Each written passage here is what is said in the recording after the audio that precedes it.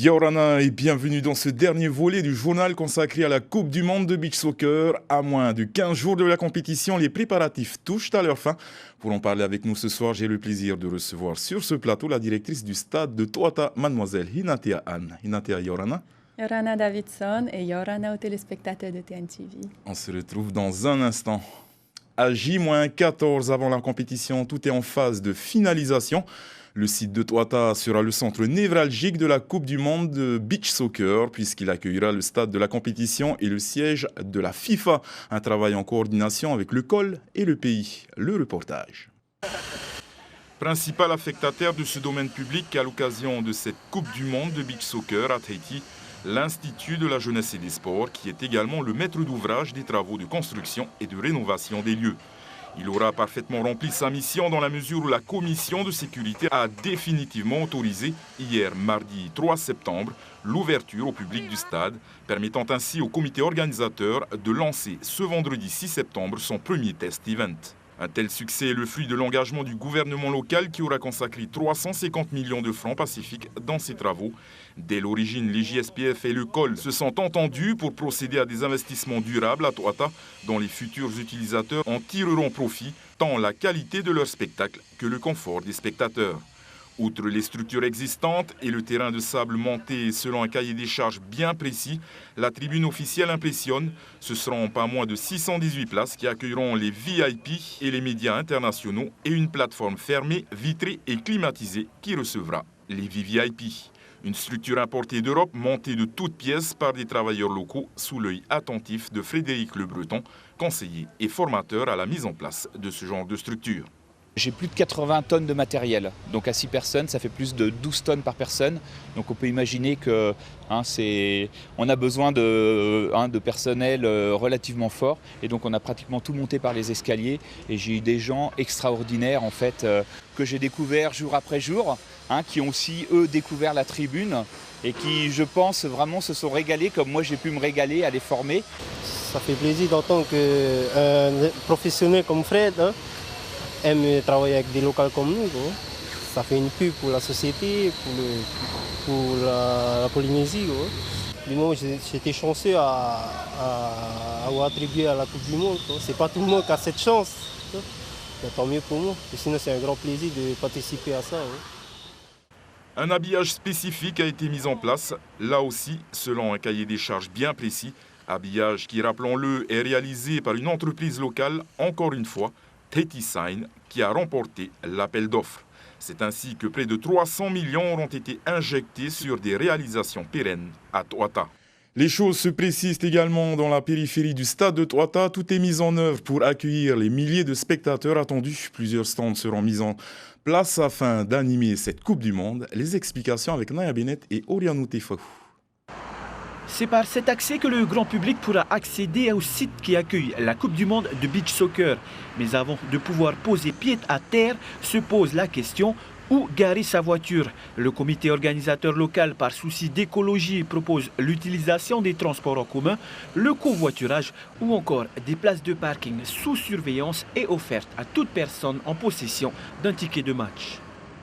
Pour le grand public, c'est très important de savoir qu'il y a à peu près 500 places qui sont réservées autour de Toata. Donc on a effectivement Banbridge, Urani, le skatepark, le AD qui a changé de nom mais c'est plus facile pour tout le monde. Et pour le moment, nous sommes en discussion avec le port autonome pour la mise à disposition du parking Chirac qui compte aussi pour 220 places, qui est un élément important par rapport à notre organisation. Une zone bien distincte et ouverte à tous est mise en place pour accueillir la population. Seul l'accès au stade est valable pour les personnes ayant acheté leur ticket d'entrée ou les gens possédant une invitation.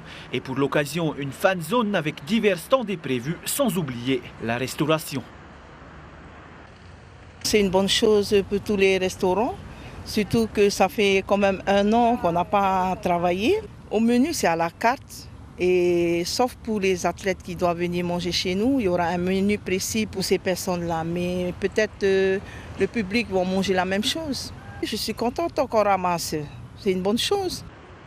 Des milliers de spectateurs sont attendus pour cette grande fête du beach soccer, à savoir que la capacité totale du stade de Toata est de 3031 places en tribune populaire et 618 places en tribune officielle, médias et personnes à mobilité réduite compris. Hinatea Anne, vous êtes donc la directrice du stade de Toata. Vous avez pensé à tout le monde. Une esplanade a été montée spécialement pour les personnes à mobilité réduite dans le stade de Toata, n'est-ce pas?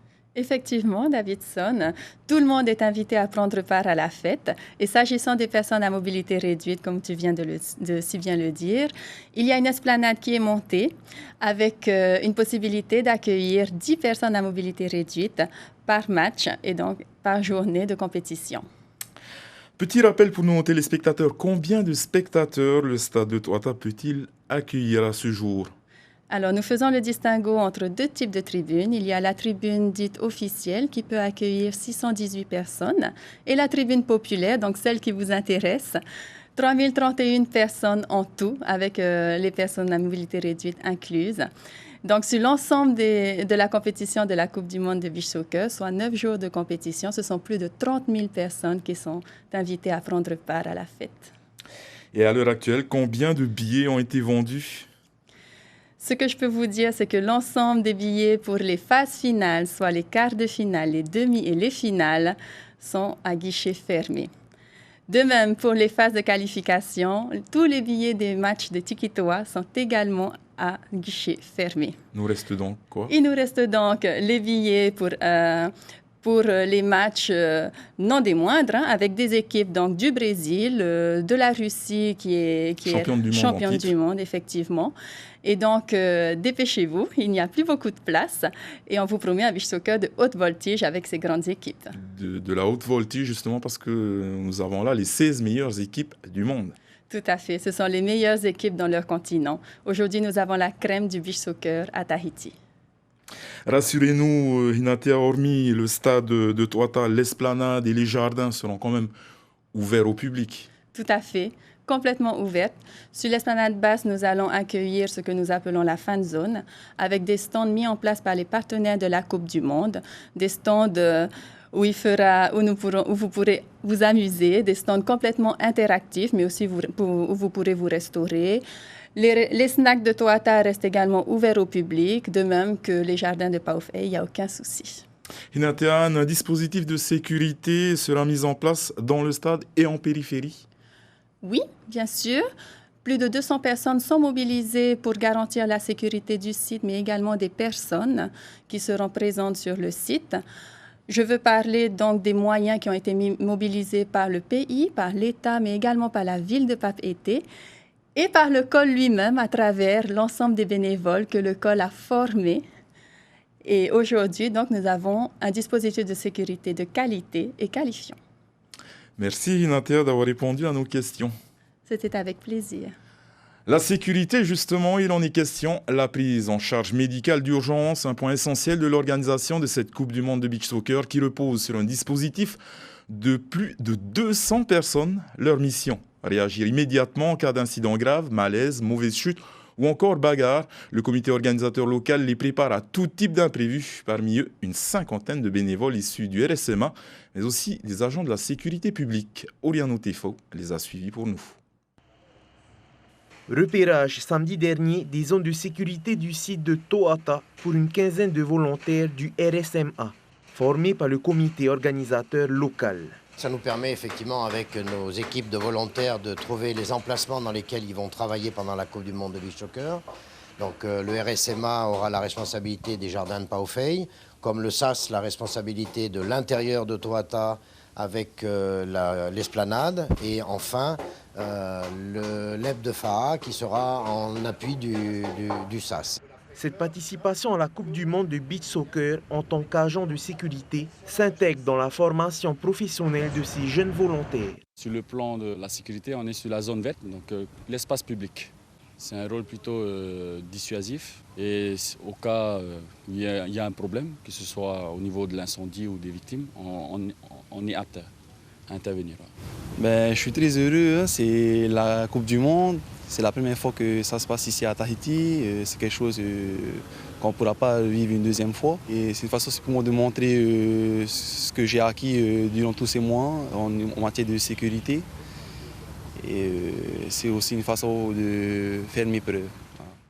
Au total, ce sont plus de 200 intervenants qui vont se coordonner pour assurer une sécurité optimale sur le site.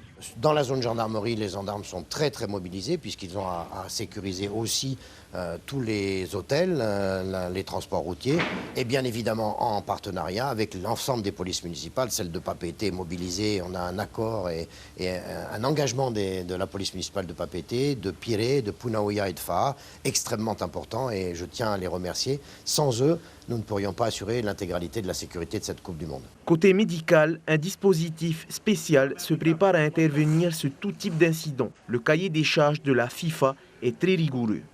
Donc les exigences sont d'avoir une unité de soins d'urgence sur place pour faire face à toutes les éventualités possibles et imaginables qu'on peut rencontrer aussi bien dans le sport qu'en dehors du sport. Donc il y aura une équipe de SMUR qui sera présente durant toute la compétition pendant la période des matchs. Il demande aussi d'avoir en réserve 50 poches de sang au cas où il y aurait un gros problème médical et qui nécessiterait des transfusions importantes, chose à laquelle le comité organisateur a répondu ce week-end par un don du sang qui a regroupé pas mal de monde et donc le stock de sang du SAHPF est actuellement, je pense, bien fourni. Et comme ça, nous sommes pour faire face à d'éventuels problèmes sévères durant cette compétition. À J-14, l'effervescence s'accroît place Toata et tout est mis en œuvre pour faire en sorte qu'aucun incident ne vienne entacher cet événement d'envergure internationale. Et puis avant de nous quitter, voici en exclusivité dans ce journal de la Coupe du Monde de Beach Soccer la liste définitive des 12 Tikitois qui représenteront donc le Fénois à l'occasion de cette Coupe du Monde. En numéro 1, on retrouve le gardien en titre Jonathan Torohia. En numéro 2, Angelo Chen. En numéro 3, Marama Amau. En numéro 4, Hemanu Tayarui. Raimana Bennett en numéro 5. Numéro 6, Patrick Tepa. Numéro 7, Raimana Lifunkui. Numéro 8, Hear Itavanae. Numéro 9, Capitaine Naya Bennett. Numéro 10, Théar Ilabast. Numéro 11, Teva Zaveroni. Franck Revel, le deuxième gardien, en numéro 12. Et puis le sélectionneur et entraîneur des Tikitois, Angelo Chirinzi. Je vous rappelle également qu'un match amical de préparation pour les Tikitois est prévu le vendredi 6 septembre à partir de 19h et ce sera en direct sur TNTV. Ils seront confrontés à l'équipe d'Argentine arrivée hier soir au Fénois. Avant de se quitter, un petit mot, Inatea? Tout à fait. J'invite toute la population à venir supporter les Tikitois. Je pense que tout le monde en a bien conscience. C'est un événement unique que nous allons vivre. Il nous appartient à tous d'en faire un événement mémorable. Merci d'avoir accepté notre invitation, Inatea. Voilà, nous arrivons au terme de ce journal de la Coupe du Monde de Beach Soccer. Excellente soirée sur Tahiti Nui Télévision. Retrouvez cette émission sur www.tntvreplay.com. Yaorana et sportez-vous bien.